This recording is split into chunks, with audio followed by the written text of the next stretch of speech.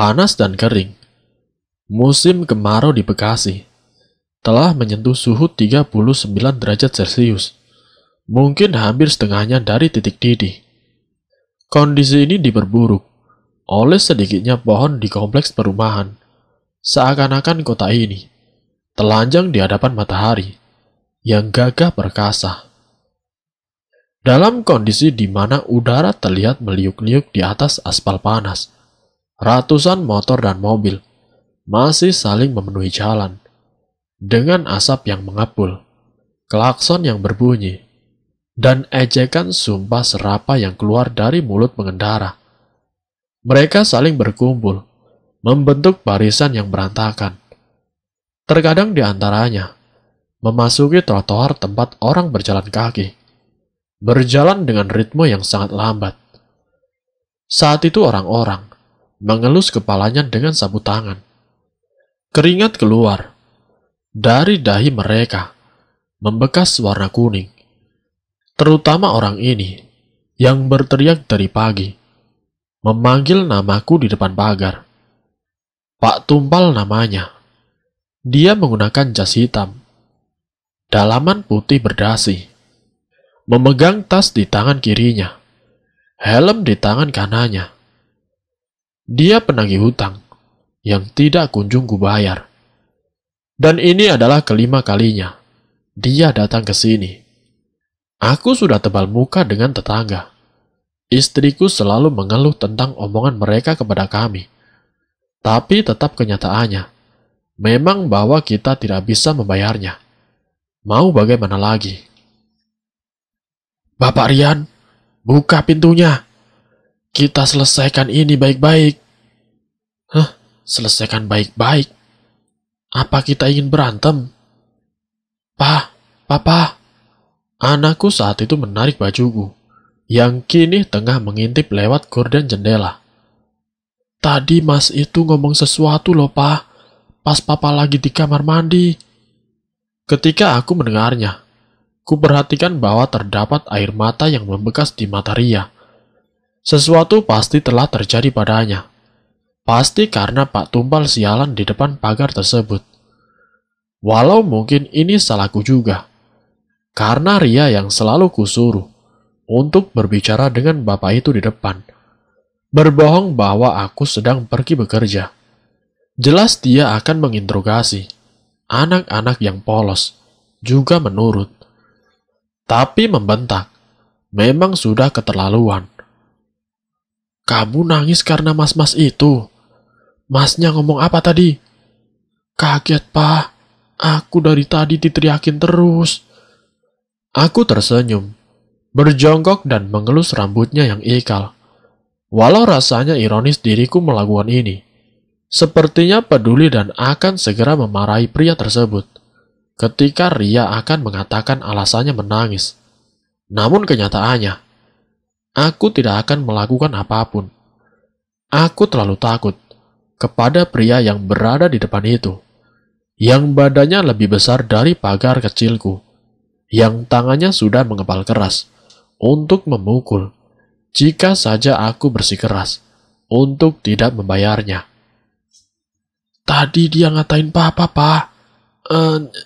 Aku langsung menutup mulut Ria. Kata-kata itu jelas terlalu keras untuk anak kecil. Walau dia tidak tahu arti atau gambaran dari kata tersebut, tapi ini keterlaluan. Itu kata-kata yang tidak bagus. Kamu jangan ngucapin itu di depan orang lain ya. Saat itu Ria mengangguk, menjauhiku lalu bermain dengan adik-adiknya. Ketika Ria sudah pergi, ku kepal jari ini erat-erat, dan ku tarik kata-kataku. Tetapi rasanya aku yang akan kalah. Kubayangkan diriku menarik kerahnya, memarahinya sebelum kepalan tangannya mengenai mukaku, membuatku bonyok di depan anak-anakku. Ya, tentu saja aku tidak melakukan hal tersebut, karena takut Ria dan juga adik-adiknya menyaksikan hal memalukan tersebut, lalu trauma karenanya. Aku akhirnya hanya bisa menghela nafas, mengikhlaskannya, dan pria tersebut masih berteriak dengan keras. Sesekali dia mengelap keringatnya, lalu berteriak kembali, sampai akhirnya suara teriakan tersebut menghilang. Aku segera mengintip, dan ternyata pria tersebut meloncati pagar rumah. Dia terjatuh, namun kembali berdiri lagi. Kini dia mengetuk pintu depanku, dan usahanya kali ini bisa saja kutuntut ke pengadilan dengan alasan memasuki properti orang lain dengan paksa. Walau demikian, tentu saja aku tidak akan melakukannya. Apalagi nanti malah diriku yang dituntut balik karena tidak membayar hutang sesuai perjanjian kontrak yang sudah ditandatangani di atas materai. Saat orang-orang itu mulai berkumpul melihat pertunjukan ini, aku kembali mengintip, dan ternyata si penagih hutang juga sedang berusaha mengintip kaca rumahku. Jantungku langsung copot, bertatap langsung dengannya. Wajahnya saat itu seketika memerah marah, dan dia semakin menjadi-jadi berteriak. "Saya tahu Anda di sana. Keluar sekarang juga, Bapak Rian. Bapak Rian, keluar sekarang juga." Aku menghela nafas kembali. Kulihat anak-anakku ketakutan, sambil menutup kuping mereka. Aku akhirnya membuka pintu tersebut dengan perasaan enggan. Saat itu dia tanpa aku persilakan segera duduk di kursi panjang di ruang tamu sambil menyeka keringatnya. Ruangan seketika bau amis, mungkin dari ketiaknya. Anak-anak segera berlari sambil menjepit hidungnya, dan kukatakan kepada mereka bahwa itu tidak sopan. Ria saat itu kusuruh untuk membuat minuman. "Saya sudah kenal Bapak loh. Sudah 5 kali saya ke sini. Kenapa Bapak masih tidak mau buka pintu buat saya?" Dia mengelus keringatnya kembali. Aku hanya diam menunduk, ingin menjawab pergi, tapi jelas dia tahu itu semua bohong. Saat itu Ria dengan cepat sudah selesai membuatkan kopi. Dibuatnya 2 untukku dan juga Pak Tumpal. Lalu atmosfer kelam ini seketika luntur dengan senyum Pak Tumpal, yang padahal baru saja mengucapkan kata itu kepada anakku. Dia mungkin lupa atau keceplosan, lalu tidak diambil dalam hati.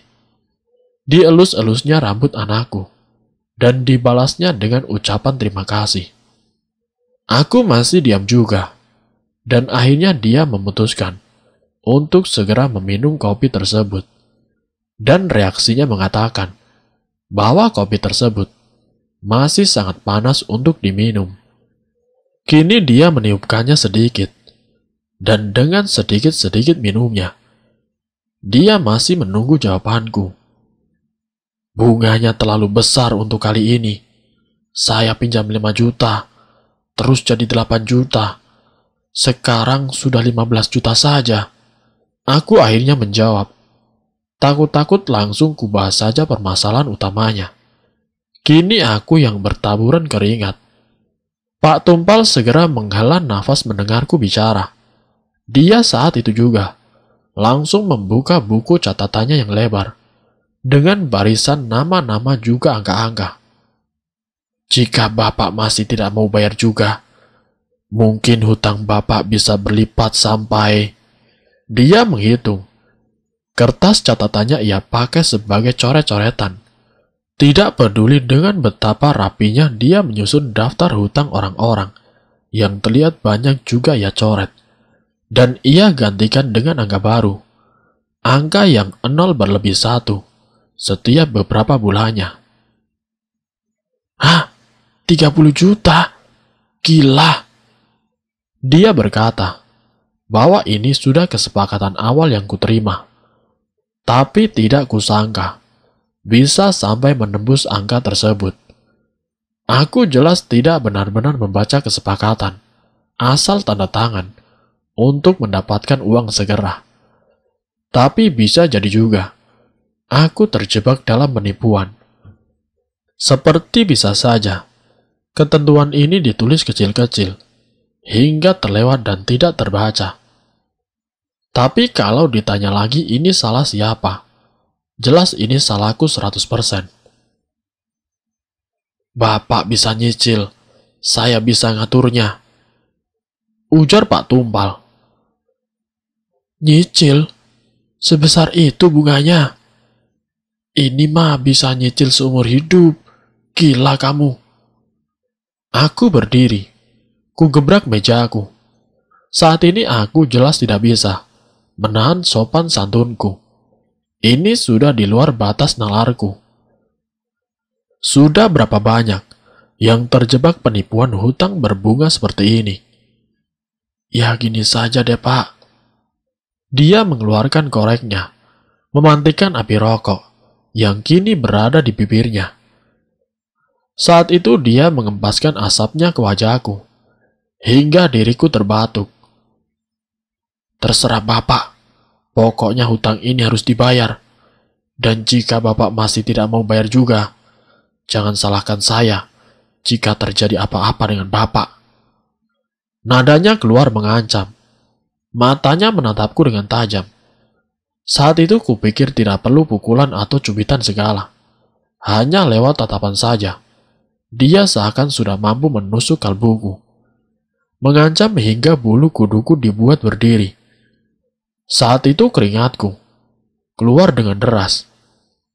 Bajuku basah seperti lari maraton di tengah teriknya matahari. Suasana diam sesaat. Pak Tumpal kembali bersandar di kursinya. Dan aku hanya bisa menelan ludahku. Tiba-tiba kepalaku menjadi pusing. Aku baru ingat. Ada kopi di depan meja.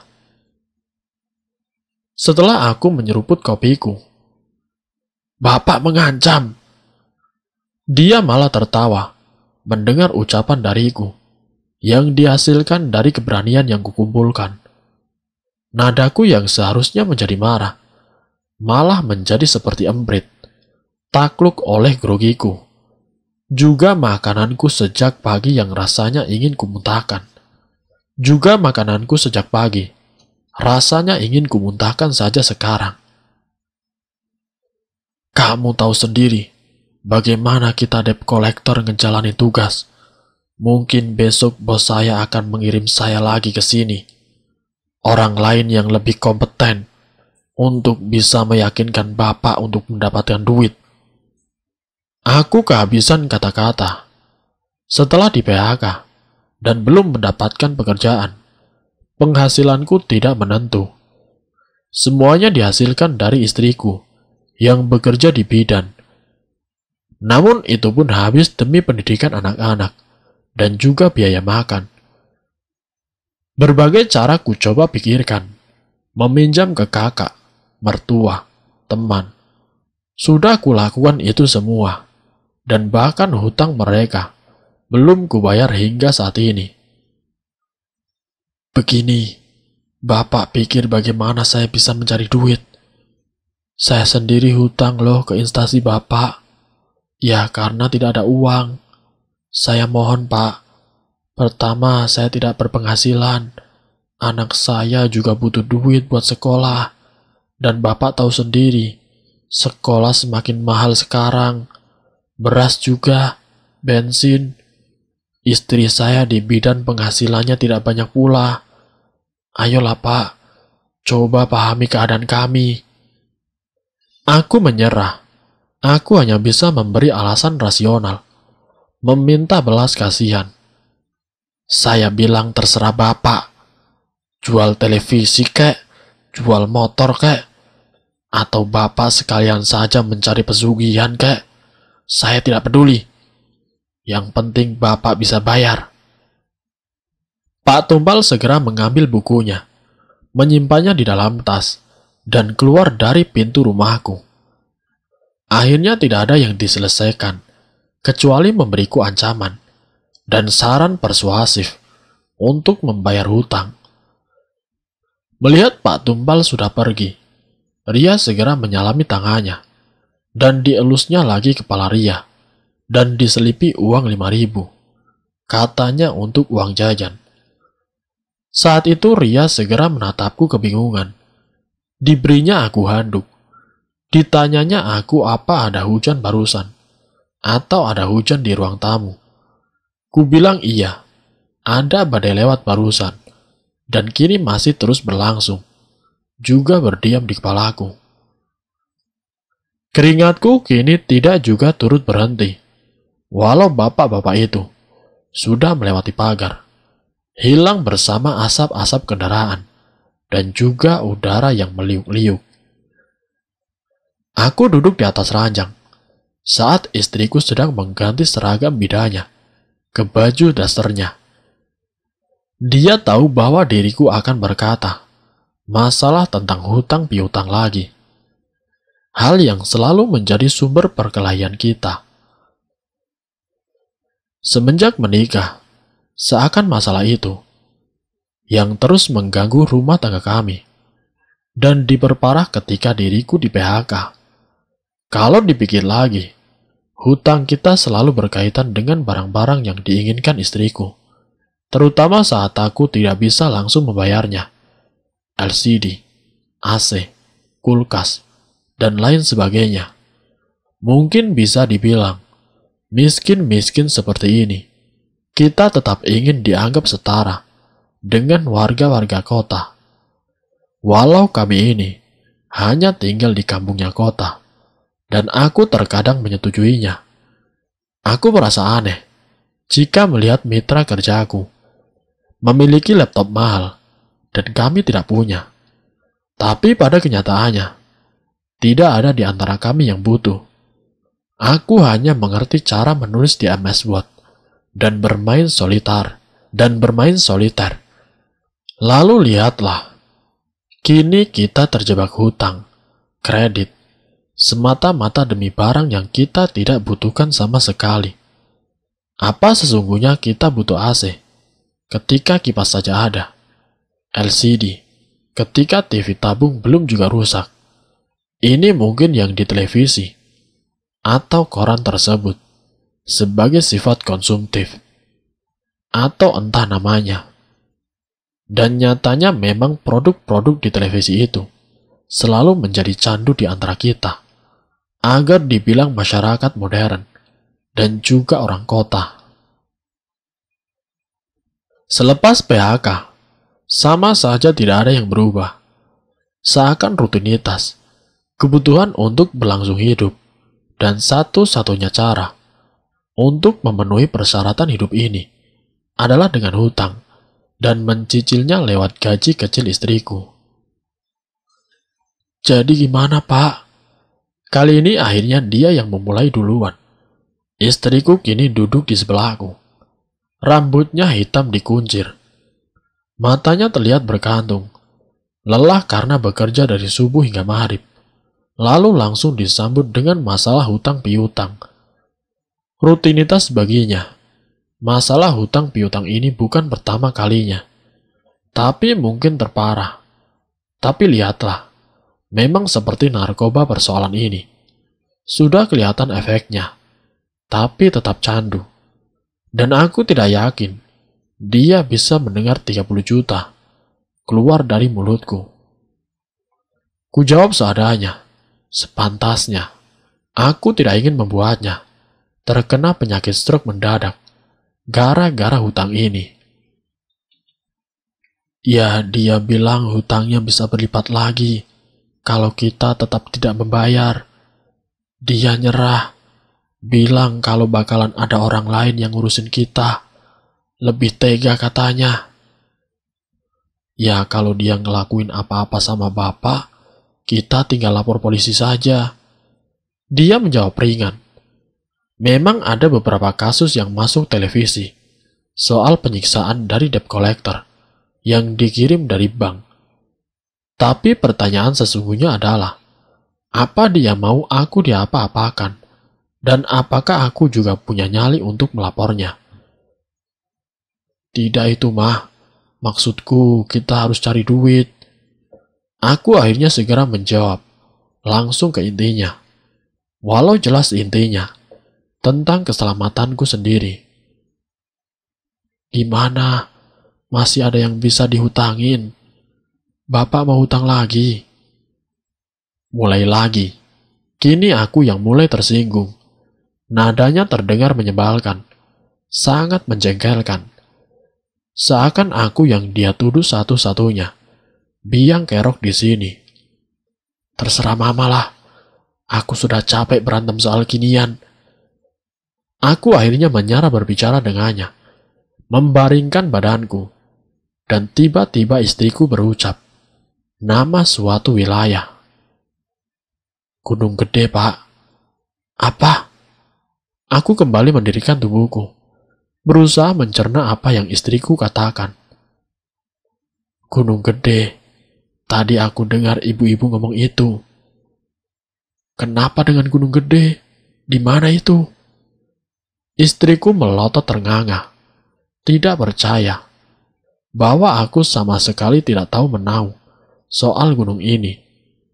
Dia seakan menyatakan gunung ini sama terkenalnya dengan Gunung Merapi dan juga Gunung Semeru. Dan aku serius menyatakan bahwa aku tidak pernah mendengar sama sekali perihal gunung ini. Cibodas, Jawa Barat. Aduh, Bapak kok nggak tahu sih? Tempatnya itu terkenal sekali, Pak. Kata ibu-ibu, bisnis suami mereka pada sukses setelah mereka dari sana. Rezekinya mengalir. Bapak tahu Ibu Somad? Duh, itu ibu jujur sekali. Katanya anaknya menjadi sukses gara-gara dibawa ke sana.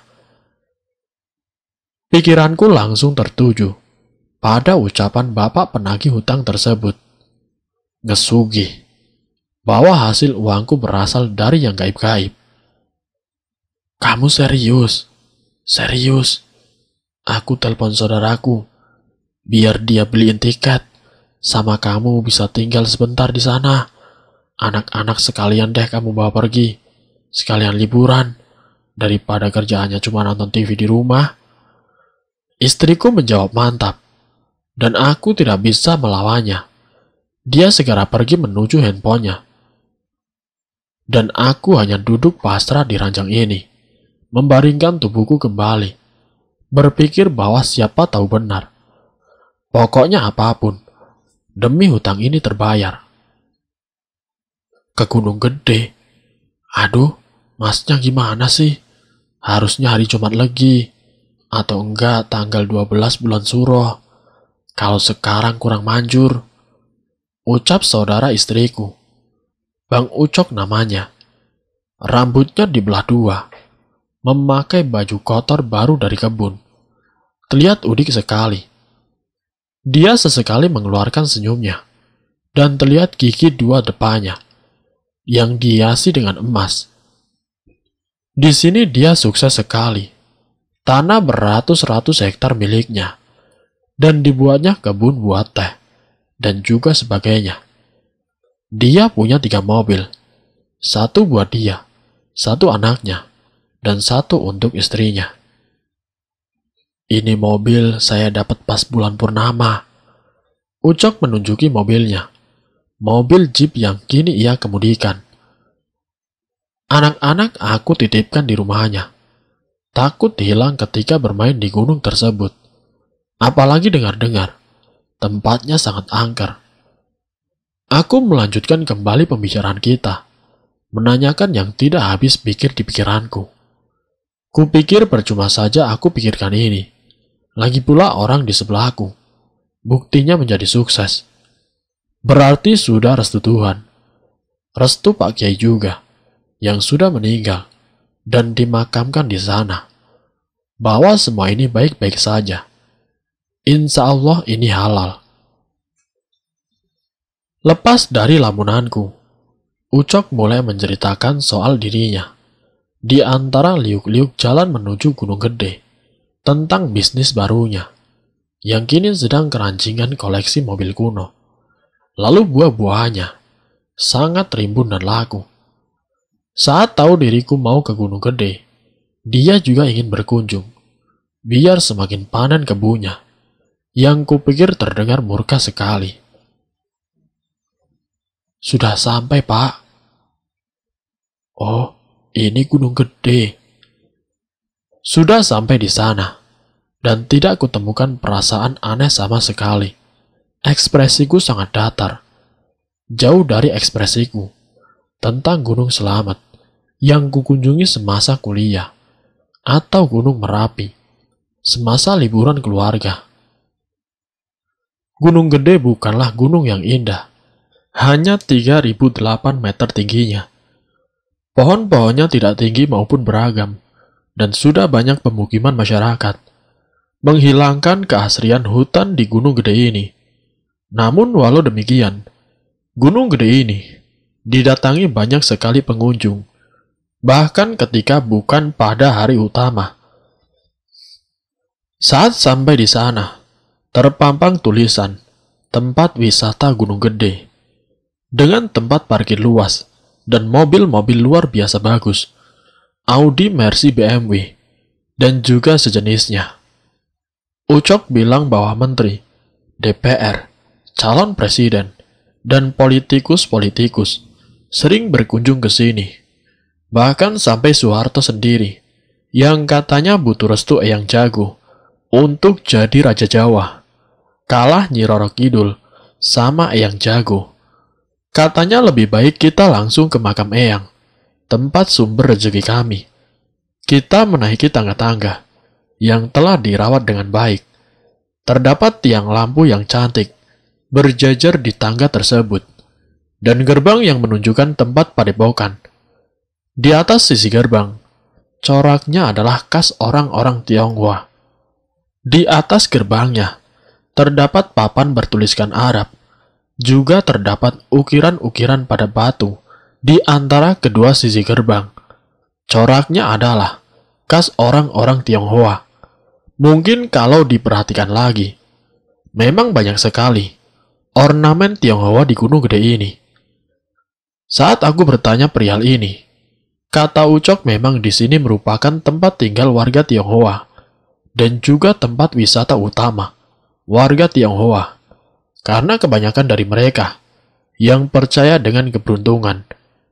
Kalau kita makan, tidak jarang bakalan ketemu dengan warung sate babi dan jajanan tidak halal lainnya. Sedikit yang Islam, tapi sembahyang di depan makam imam. Toh demi kaya, pindah agama beberapa menit juga tidak apa-apa menurut mereka. Bapak mau selamatan, ucapnya.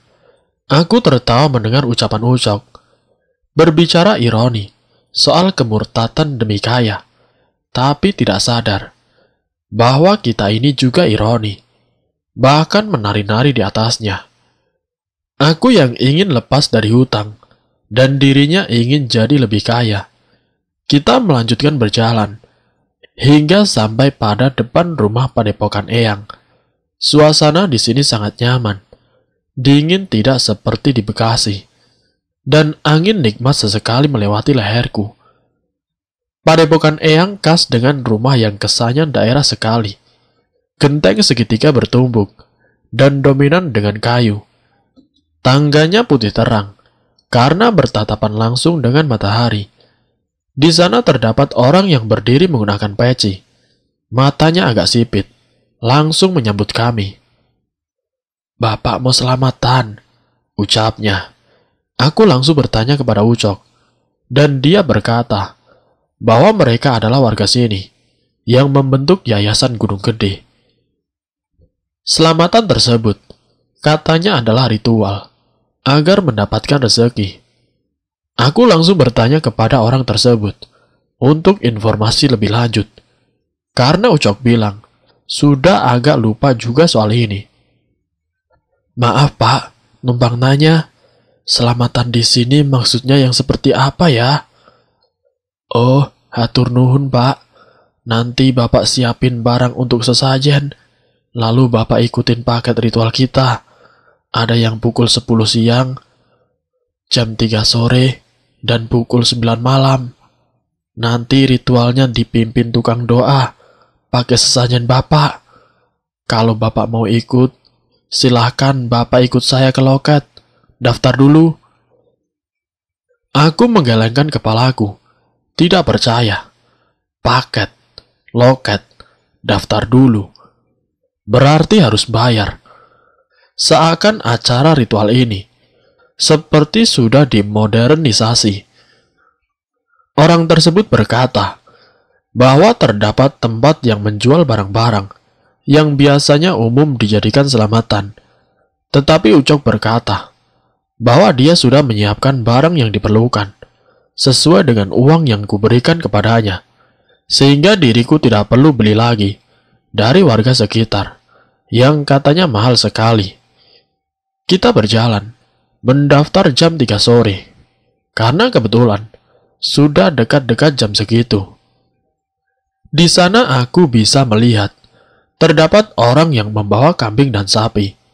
Aku segera berbisik pada Ucok, karena yang dia sediakan untukku hanyalah sembako, seperti beras dan minyak.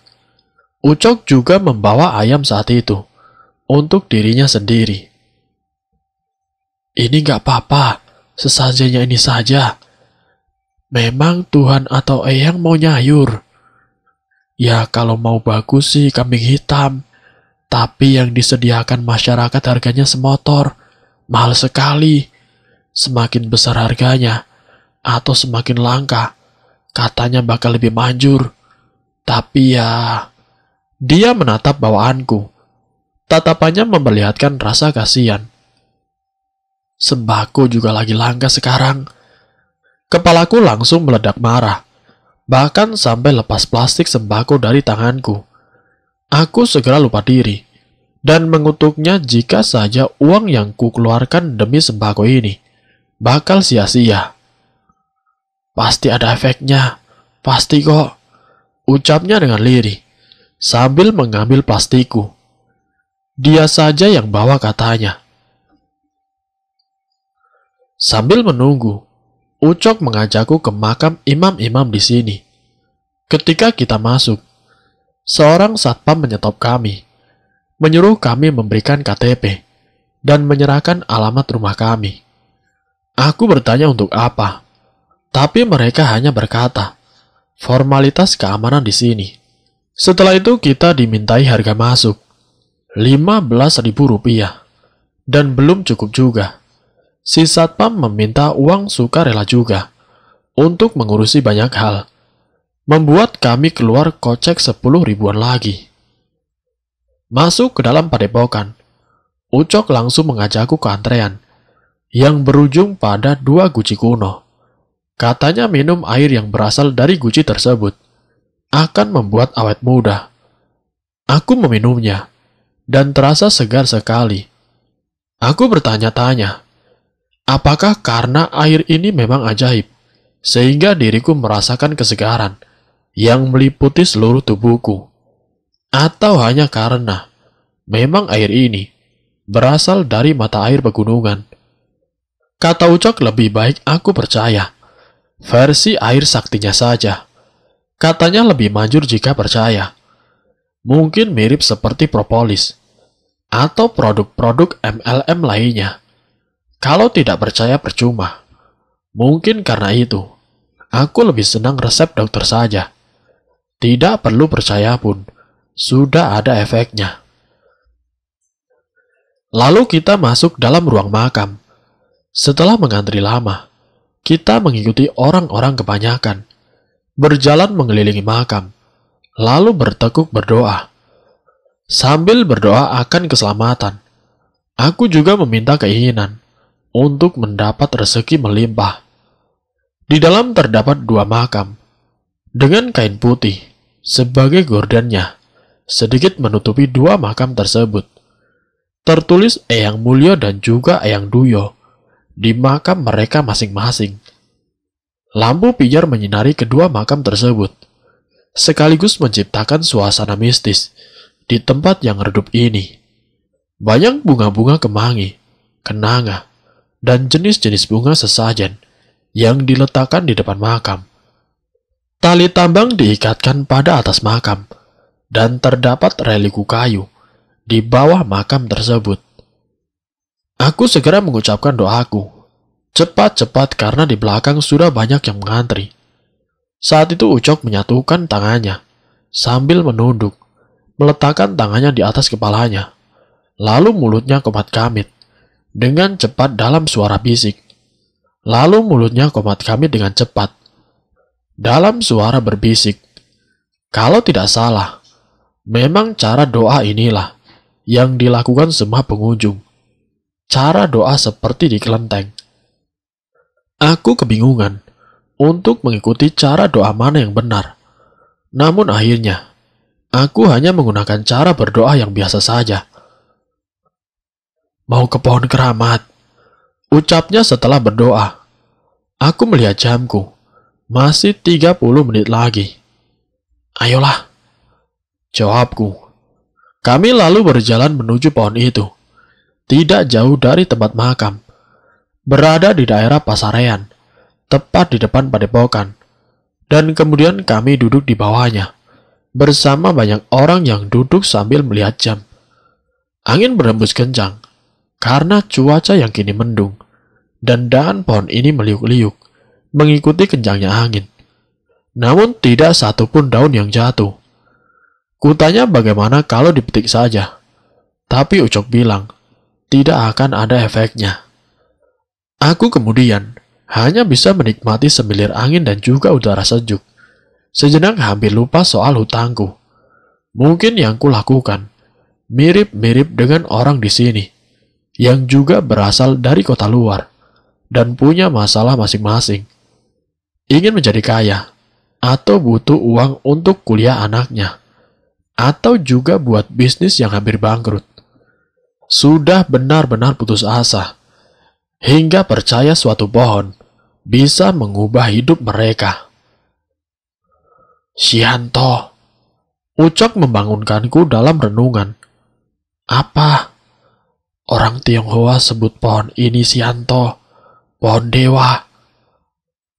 Apa yang aku lihat adalah pohon cemara Belanda yang tertanam di antara ubin putih, juga dipagari kawat yang dicat putih. Ucok kembali mengingatkan, jika ada daun jatuh, harus cepat-cepat disembunyikan, lalu dibungkus pada uang, dan ditaruh di dompet. Katanya dari segala ritual dengan proses yang panjang, pohon itu yang paling berefek pada rezeki kita. Sampai kapan kita nunggu? Aku menatap jam tanganku. Tinggal beberapa menit lagi, hingga acara selamatan diselenggarakan. Ya kalau hoki sekarang, mungkin berhari-hari, mungkin juga bertahun-tahun. Aku langsung menekuk mukaku. Jika peruntungannya demikian, tentu saja bahwa hal ini buang-buang waktu, atau setidaknya aku menginap, dan tidak mungkin kulakukan, karena waktu akhir bayar hutang sudah semakin dekat.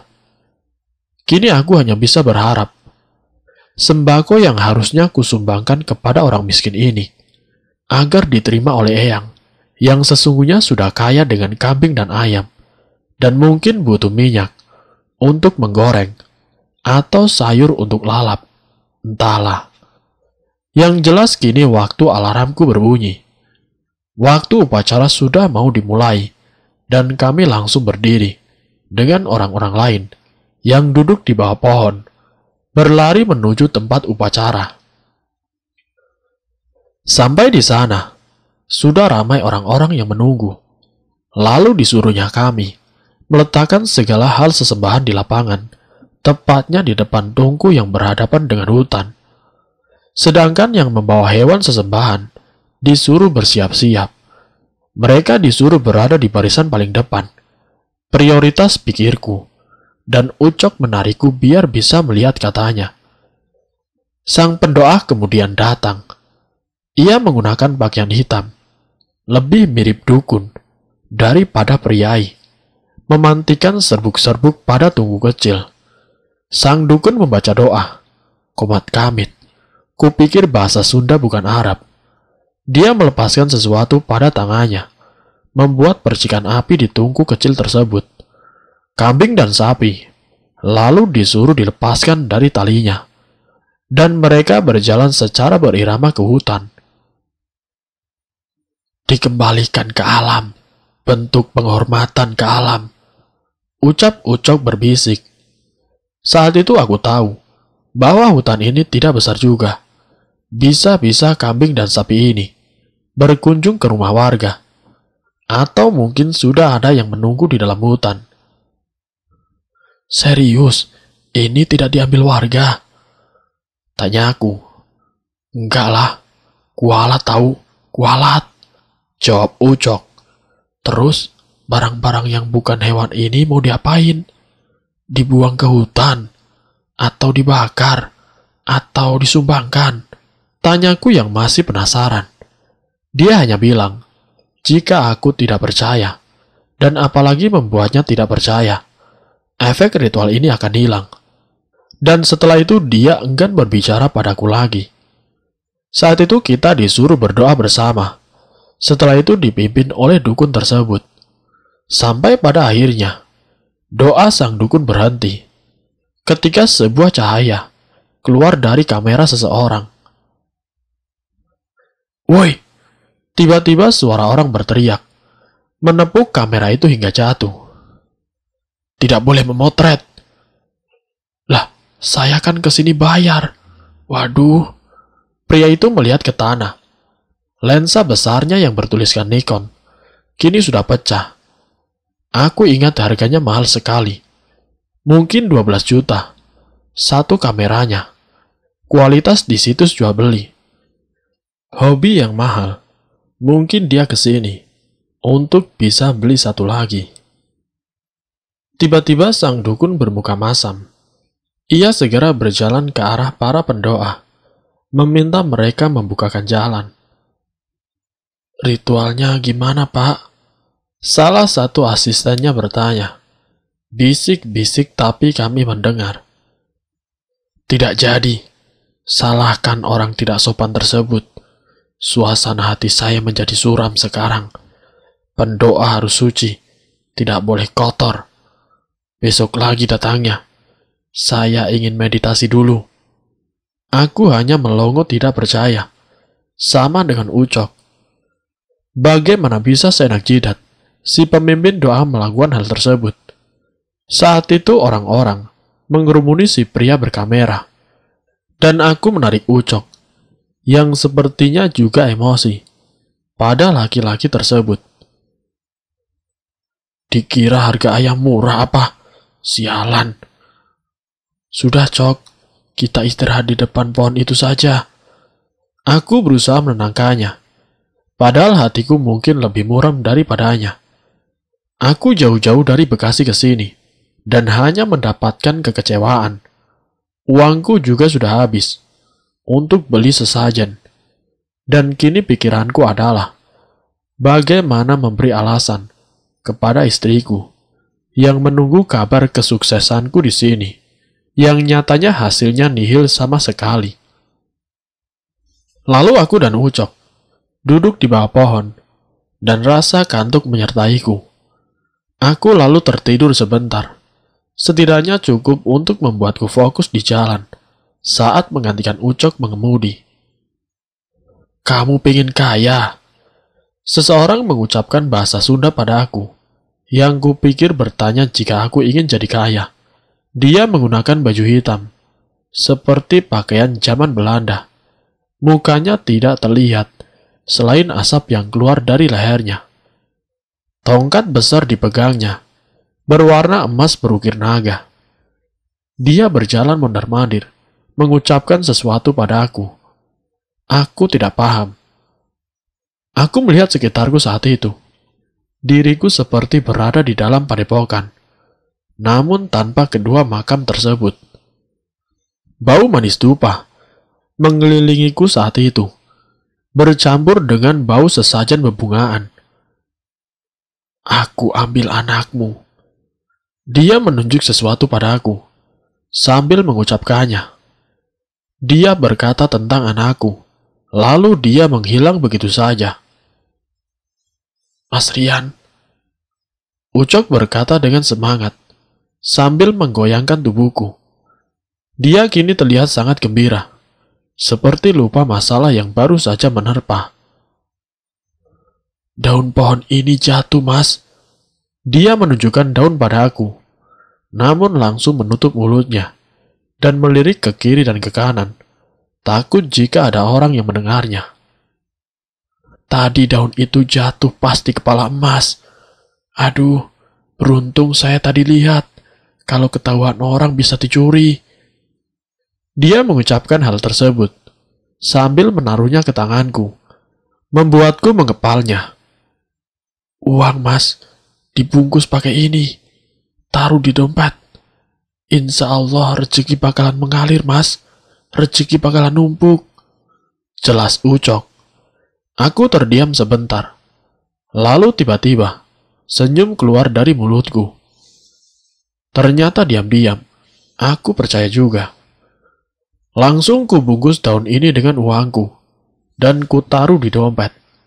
Seketika tempat kelam ini menjadi warna-warni. Langit yang gelap menjadi terang, dan rezeki segera datang padaku. Walaupun mungkin efeknya tidak langsung. Setidaknya berita baik untuk istriku. Ucok menepuk-nepuk pundakku. Dia ingin traktir diriku di restoran paling mahal di Bandung. Katanya biar rezekinya nular. Dan gini aku pikir, ini rezeki pertamaku. Akhirnya bisa makan selain tongkol di rumah. Kita segera ke mobil, dan Ucok bilang dia saja yang nyetir. Di tengah jalan dia berkata, katanya menginap saja seminggu. Tapi ku bilang, tiket yang ku beli sudah akan berangkat pulang. Dan aku menolak tiket ganti. Lalu dia bertanya, apa aku bermimpi sesuatu? Aku menjawab iya. Dan katanya itu berarti, sudah restu dari Eyang. Aku hanya mengangguk, karena mungkin memang ada hubungannya. Dan kini aku sudah lupa-lupa sedikit. Apa yang tadi kakek itu minta? Benar saja ucapannya. Setelah aku pulang, istriku berkata, dia baru saja mendapatkan harta warisan dari saudara neneknya yang dulu sering ia kunjungi. Warisan tersebut berupa tanah yang telah dibanguni kontrakan. Ramai sekali, dan uang yang tidak sedikit mengalir dari kontrakan tersebut. Saat itu katanya dia bermimpi ketiban durian, dan tahu-tahu sudah dihubungi, bahwa namanya tertulis dalam wasiat. Tak elak ku cubit pipiku, minta anak-anak cubit juga, tapi rasanya sakit. Aku tidak bermimpi. Daun ini mengaruh. Sakti Mandraguna. Pria bernama Tumbal itu, ku bayar langsung di muka. Lebih beberapa juta buat dirinya. Kasian kesini mulu setiap hari, dengan dekilnya. Teriak siang-siang bolong, menahan malu dilihat orang-orang, seperti macam orang gila saja. Dia langsung terima kasih manggut-manggut, cium tanganku di depan para tetangga, berasa majikan dan juga budak saja. Setelah itu tiba-tiba teman kuliahku, yaitu si Reza, mengajakku bisnis ikan sidat.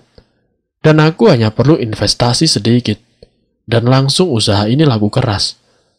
Untungnya ratusan juta setiap bulannya. Karena siapa tahu, sidat yang baru ku tahu namanya, saat itu tiba-tiba menjadi makanan favorit seluruh Indonesia. Media sosial memang edan.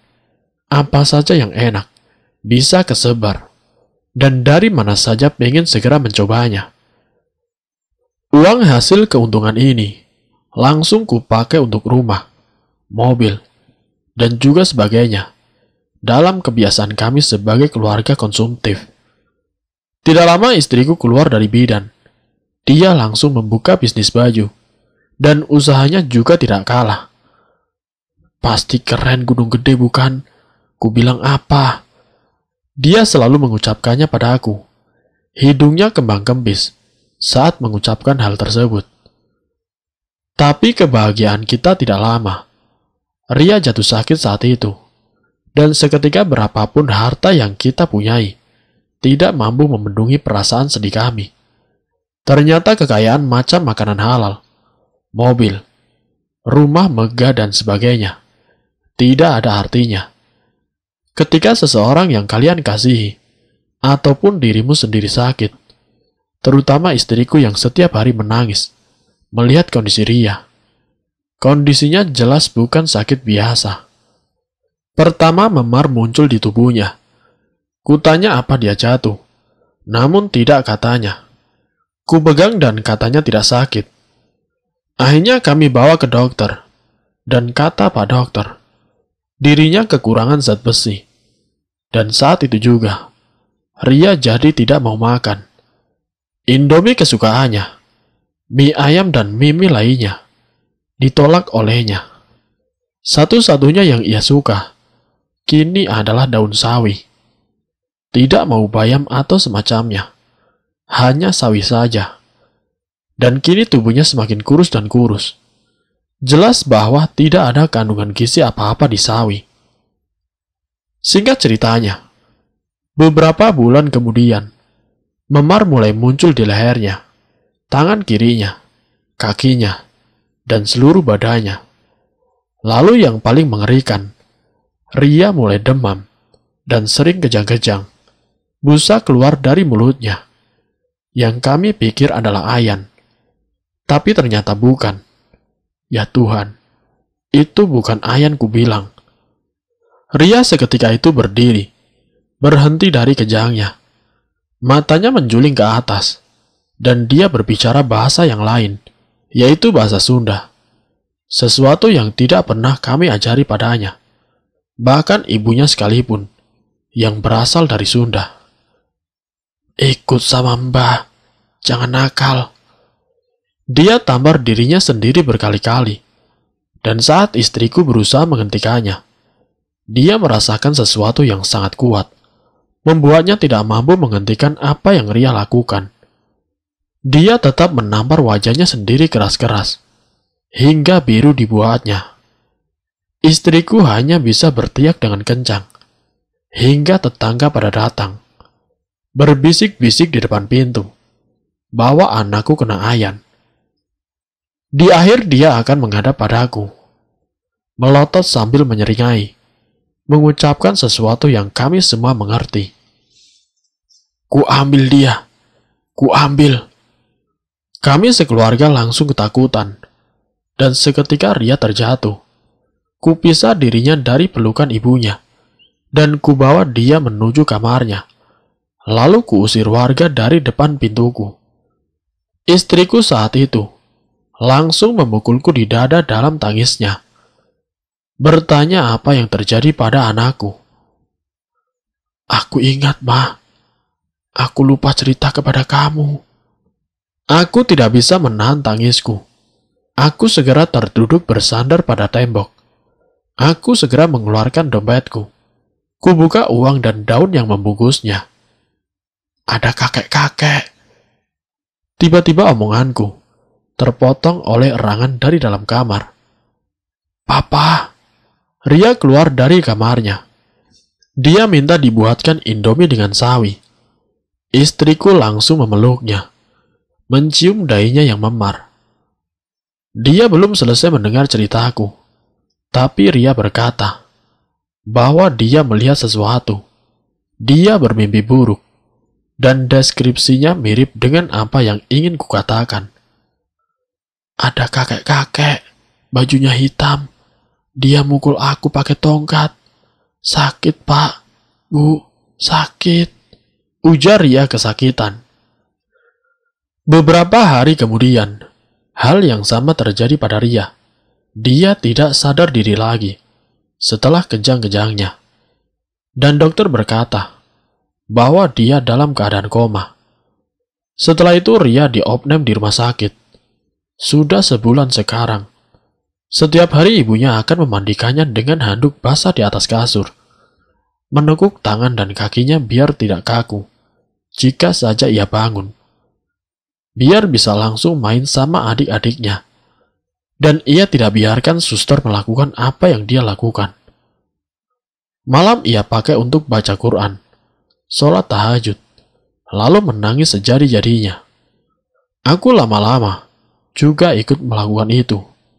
Tapi tidak rela juga. Aku bakar daun ini. Ada apa sesungguhnya? Ada apa? Istriku juga tidak menyuruhku membakarnya, walau dia sudah dengar ceritaku. Kenapa kita diam saja selama ini? Menyadari hal ini, aku tidak tahan lagi. Biar malu saja. Aku segera berbicara pada warga desa di warung kopi. Ku minta mereka carikan diriku seorang kiai atau paranormal yang bisa mengusir ruh atau sebagainya. Ku bilang anakku dirasuki sesuatu. Biarlah semua warga tahu bahwa kami memang menderita sesuatu karena pesugihan. Lalu akhirnya, ditemukanlah aku dengan seorang pria dari pesantren. Jauh dari Bekasi, rela-rela aku ke sana, dan ku jemput untuk menengok anakku. Dia tidak menolak. Katanya sudah menunggu lama aku ke sini. Kupikir dia bercanda saat itu. Ketika telah sampai, dia segera duduk di sebelah Ria, tanpa istriku persilahkan. Saat itu dia menutup matanya, dan dibacakannya ayat-ayat Al-Quran. Bapak melakukan pesugihan. Kiai yang kutemui ini, Hamid namanya, langsung bertanya kepada aku, sambil mengeluskan jenggotnya yang putih panjang. Dia menggunakan sorban putih tua, dan matanya yang lembut, memperhatikan kebijaksanaan dalam dirinya. Aku hanya mengangguk. Dia langsung tahu apa yang mengganggu anakku saat ini. Sakit. Hanya itu yang ada di pikiranku. Tapi beda dengan dukun yang di hadapanku ini. Auranya berbeda sekali. Saya iseng, Pak. Tidak serius. Aku langsung menunjukkan daun yang kini kugunakan sebagai jimat. Kejatuhan daun, terus disuruh bungkus ke duit, terus ditaruh ke dompet. Saya langsung ketiban rezeki, persis seperti rumornya. Tapi, aku menangis tidak bisa melanjutkan kata-kataku. Istriku juga sama saja, yang kini lemas kakinya, terjatuh di belakangku. Sang kiai menganggukkan kepalanya, menyuruhku menyimpan jimat tersebut kembali. Semua itu atas restu Gusti Allah. Semuanya itu atas persetujuannya. Ujian untuk Bapak. Bapak ngerti saya ngomong apa? Aku mengangguk, namun dia seakan belum percaya bahwa aku mengerti ketika lama menatap ke arah mataku. Ambil anak saya. Tidak, Bapak belum paham. Tempat itu tidak ada apa-apanya, kecuali makhluk gaib. Yang meninggal sudah ada di akhirat sana, sudah lepas dari dunia. Gusti mengizinkan makhluk ini menggoda Bapak, buat Bapak terlena, terus mengambil anak Bapak. Bukan aku yang berteriak, tapi istriku. Seketika suara itu diikuti oleh suara jatuh. Istriku pingsan di belakangku. Ketika itu istriku langsung dipegangi oleh suster, dan diberinya minyak kayu putih ke hidung istriku. Sang kiai tidak menunggu lagi. Ia melanjutkan bicaranya. Bapak mungkin tidak bisa lihat. Dia sekarang duduk di leher Bapak. Aku segera panik memeriksa leherku. Namun aku tidak bisa merasakan apa-apa. Satu hal yang kusadari, rasanya leherku dan bauku terasa pegal akhir-akhir ini. Bagaimana, Pak? Bagaimana caranya untuk menyelamatkan anak saya? Saya akan ruqyah. Terus coba minumkan air yang sudah saya doakan. Insya Allah anak Bapak nanti siuman. Tapi makhluk tersebut masih melekat di Bapak. Setelah ini Bapak harus ajak anak Bapak ke tempat pesugihan tersebut. Tapi jangan masuk ke dalam. Bapak tiup daunnya di depan anak Bapak. Dan insya Allah juga makhluknya lepas dari Bapak. Jelas Pak Kiai. Aku mengangguk menuruti. Lalu dia mulai membuka Al-Quran, kemudian membacanya. Aku juga ikut berdoa. Walau yang ku hafal hanya sekedar Anas ataupun Al-Ikhlas, Aku berjanji kepada Allah bahwa aku akan bertobat, sholat 5 waktu, berpuasa Senin Kamis, dan tidak ikut dalam hal-hal yang aneh lagi. Saat itu istriku akhirnya siuman dan melanjutkan tangisnya. Dia berkata bahwa ini semua salahnya, menyuruhku mengunjungi tempat terkutuk itu, dan aku segera memeluknya, berkata bahwa semuanya akan baik-baik saja. Semuanya akan kembali seperti sedia kala. Di dalam mobil sambil memeluk Ria yang masih demam, mata Ucok sembab. Mobil jeepnya kini berubah menjadi sedan butut. Katanya anaknya meninggal. Tidak lama diriku berkunjung. Kebunnya tidak lagi berbuah. Bisnisnya sudah bangkrut. Istrinya juga sakit-sakitan. Namun alhamdulillah, kini dia bertaubat. Dan tetangga yang peduli membantu keadaan keluarganya. Kini mereka punya bisnis kecil-kecilan.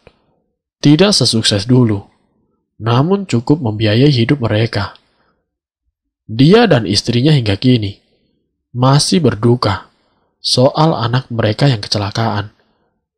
Mereka sangat menyesal, sempat menjadi pesugihan. Nasib yang persis seperti diriku. Saya bakar daunnya. Saya langsung sholat tobat. Saya tidak mau berurusan sama yang gituan lagi.